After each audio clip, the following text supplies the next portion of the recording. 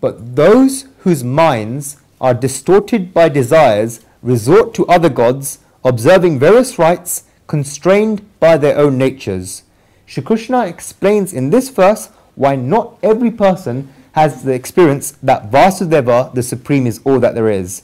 It is the ultimate reality in life that Vasudeva, the Supreme, is all that there is. Not only that, but everything in this world, apart from the ultimate reality, is wrong. Why is it so that despite there being such an ultimate reality, one cannot experience it? Shri Krishna gives the reason in this verse. People are pulled by their own natures as a result of desires that have arisen in their minds, and therefore their knowledge has been defeated. When desires come to one's mind, then knowledge is defeated. When a person has an intense desire for an object, then that person cannot think stably. Knowledge is the power of discrimination, the Vivek Shakti. When this power of discrimination goes away as a result of desires coming, then the person wants the object, buy, borrow, steal. When a person has such desires, then he observes various rites and resorts to other gods to attain these desires. 2 or 3 things in this verse are worth understanding. By resorting to other gods, this does not mean that one should leave one god for another. This is not what is meant in this verse. Resorting to other gods means that a person uses different sources. The person thinks that he'll get a certain thing through one god and another thing through another god. As a result, the imprints on his mind, or imprints on the mind of such a person, do not go in one direction. People have made the meaning of other gods very narrow to increase their own monopoly. This is not what is meant in this verse. The Shri Krishna of the Gita absolutely does not accept such a meaning. Other gods means that the mind of the person does not go in one direction. The mind is shaky and keeps creating new desires. As the mind creates new desires, then the mind thinks that the source of one thing is here and the source of another thing is here. Therefore, the mind keeps running in different directions, and the result is that the person has, if I use the words of the Gita, Vyabhicharini Bhakti, fickle devotion. Vyabhicharini Bhakti, fickle devotion. While the mind does not go in one direction and does not channelize in one direction, then the development of a human being is impossible. Steadiness is a very important thing in today's age, but such a person is distorted by desires, and therefore she cannot have steadiness in her life.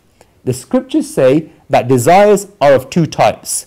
The first is Paramarthik Kamna, higher desires, and the second is Lokik Kamna, worldly desires. The type of desires one has is determined in how one's mind keeps running. Even Lokik Kamna, worldly desires, even Paramarthik Kamna, higher desires, can create bondages for human beings. Saints tell us to imagine that there is a thing that is good and there is no doubt about it. For example, let us say that one wishes to do service by curing cancer patients. He begins giving this service, and this is a good activity. This person works 12 to 15 hours a day at the hospital, meets patients, and helps people if they're in difficulty. He has this desire to cure cancer patients. This person does not want good for himself, doesn't want fame, doesn't want renown, doesn't want praise, doesn't want money, doesn't want letters of gratitude, doesn't want big awards, or anything at all. Those who serve society are doing very good activities. But when we look at it spiritually, and from the perspective of spiritual development, then what happens is that during those 12 to 15 hours a day, that person runs after cancer patients, and the thoughts that keep coming into his mind are those of human beings. He keeps thinking about the pain of human beings. His mind cannot go towards the Supreme Soul. His mind just runs after these human beings. His next birth will definitely improve, but there is doubt about how much spiritual development he will have. One should serve society, and there is no doubt about this, but while serving society, a human being should think in his mind about whether spiritual development is taking place in him. Many people ask the question that if they're not doing wrong deeds, they do not steal, they do not lie, they do not eat meat, do not do anything wrong, and only do good deeds, but they do not go to the temple, they do not perform bhakti devotion, and they do not read the Gita, then are they good or bad? Many people ask Guruji this question, and many people may also ask you this question. They say that they're not doing wrong things and that they're doing right things, but to offset it, they do not go to the temple because people to them, some people going to the temple are wrong in that they go to the temple, they give money to temple and do everything else, yet they do the wrong deeds, they do wrong business. They say that they know about this and that it's proved. They ask whether they are better than these people or not. They are better than these people. Those who do not go to the temple and do good deeds are better than those who go to the temple and do wrong deeds. But what is the goal of your life? Do you want to look better than the other people? Or do you want to develop spiritually in your life? Do you wish to advance yourself spiritually? To not compare yourself with the wrong person. If you're doing good deeds, then good things are happening to you and you are collecting punya, the opposite of sins, but no spiritual development is happening. A person has to perform worship for spiritual development, and a person has to become one with the Supreme Soul. For that path, it is necessary that one should study good scriptures and attend discourses. When a human being does not get this, then his desires keep increasing. Paramarthik kamna, higher desires, are better than lokik kamna, worldly desires, and there is no doubt about this. It is better for one to make efforts to create houses for the poor people to live in, rather than making efforts to make his mansion bigger. But the desire to create a house still remains. While this desire remains in one's mind, then one's mind is filled with thoughts of bricks and mortar.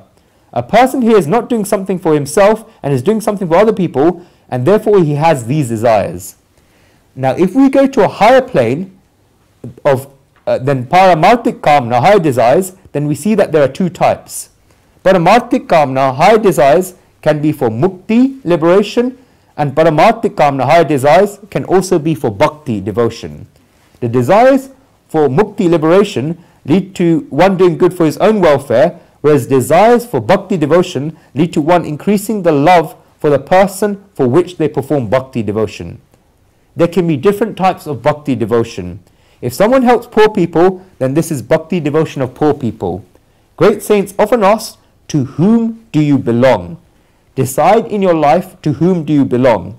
You will be performing bhakti, devotion in your life towards the person whom you belong to. If a person thinks that he belongs to money, then he'll perform bhakti, devotion of money. If a person thinks that he belongs to power, then he'll perform bhakti of power. If a person thinks that he belongs to fame, then he'll perform bhakti, devotion of fame. If a person thinks that he belongs to his wife, then he'll perform bhakti, devotion of his wife.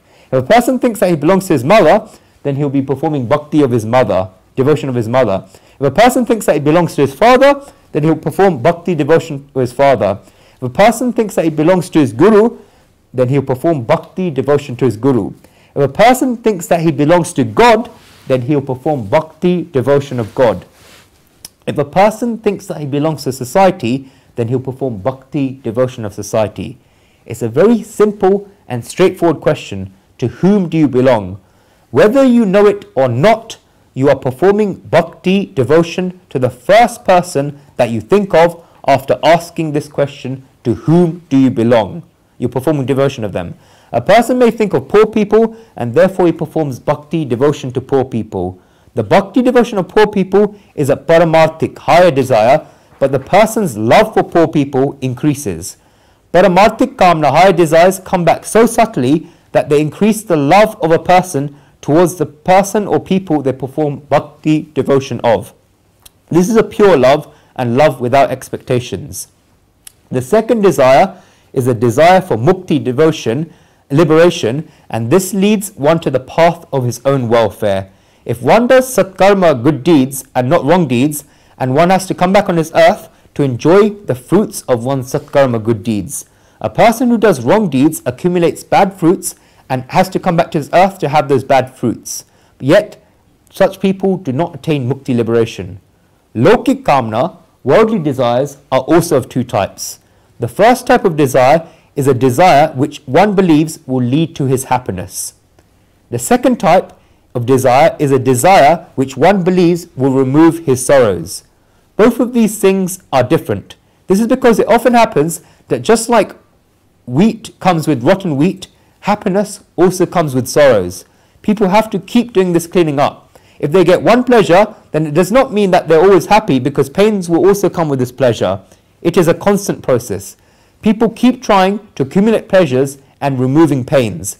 In the same way that every day when one wakes up, one has to remove rubbish from his house, in the same way, every day people live so they can keep increasing their pleasures and removing their pains at every moment.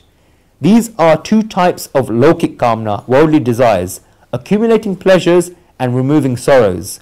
These are lokik kamna, worldly desires, because they are desires for oneself or for what one regards as one's own. As desires come to a human being's mind, they distort the person and defeat the knowledge in the person. Such people resort to other gods, observe various rites, and follow certain rules. We have manushyas, human beings. Then above human beings, we have the devtas, the gods. Then above the human beings and the devtas, gods, we have Ishwar, God. Therefore, devtas are above gods with a small g, are above manushyas, the human beings, but below Ishwar, God. The people described in this verse resort to these devtas, gods with a small g. This will be made clearer in the next verse, verse 21.